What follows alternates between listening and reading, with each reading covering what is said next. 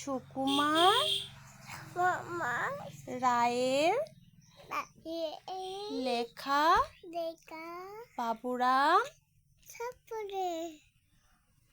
বাবুরাম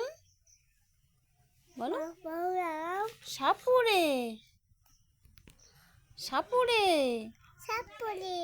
কোথা যাস আয় বাবা দুটি সাপ যে সাপের নাক নেই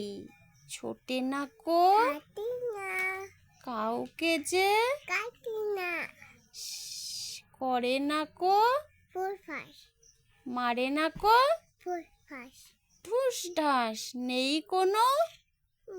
উৎপাত খায় শুধু দুধ ভাত সেই সাপ